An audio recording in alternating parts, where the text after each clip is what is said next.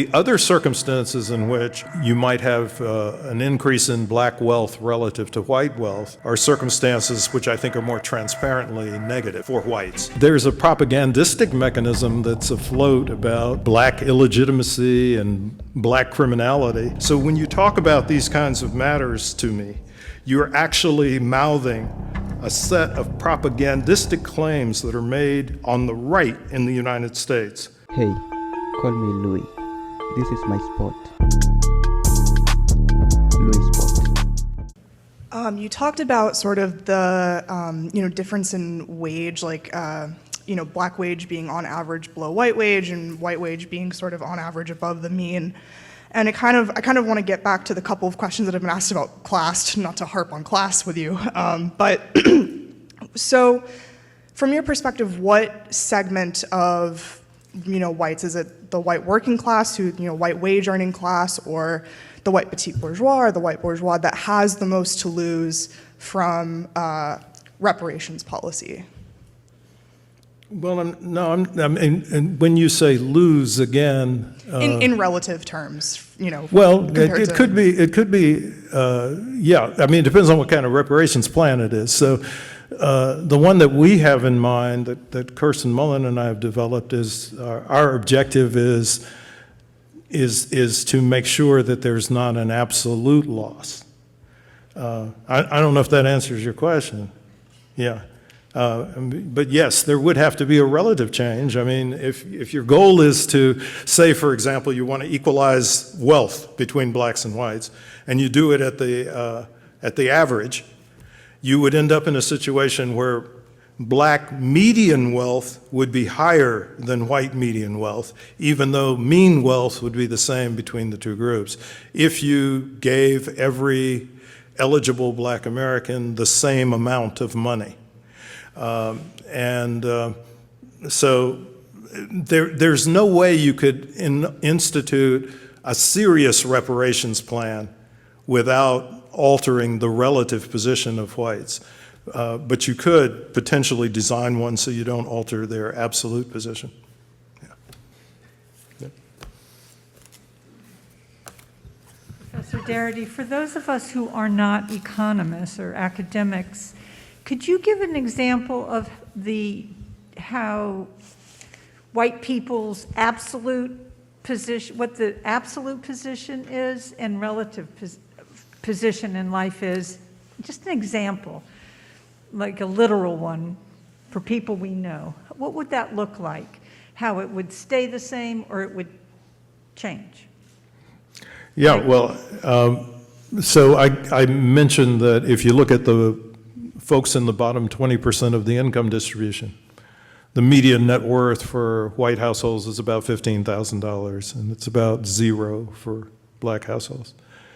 So we could hypothetically think about a situation in which those proportions changed.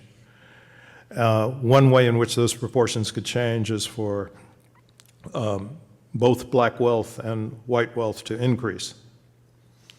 And suppose black wealth at the median for this lowest income group went to, say, $5,000, and white wealth went to $17,000. The ratio of white to black wealth would decline, but each group would have a higher absolute amount of wealth. And that's the circumstance in which, if that were something that we could predict would happen as a consequence of a particular policy, that's the situation, I think, in which people are saying, well, if white folks are opposed to that, that there's some sort of irrationality in their decision. And I'm saying that, we have to think about what the full array of manifestations would be of the consequences of that kind of change to have a better sense.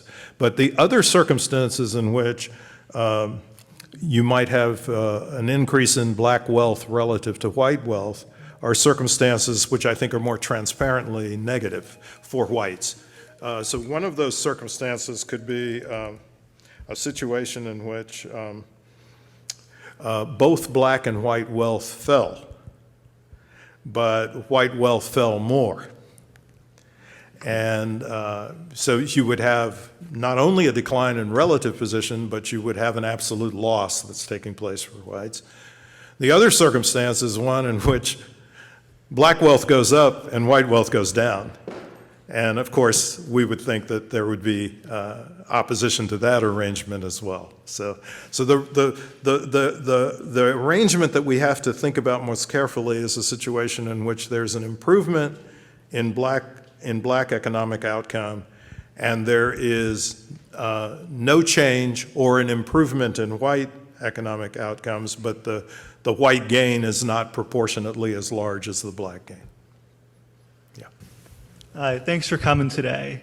Are there any trends within the black community, such as higher crime rates or higher illegitimacy rates, that could explain their position vis-a-vis whites? And can those be explained by some dominant social group? No.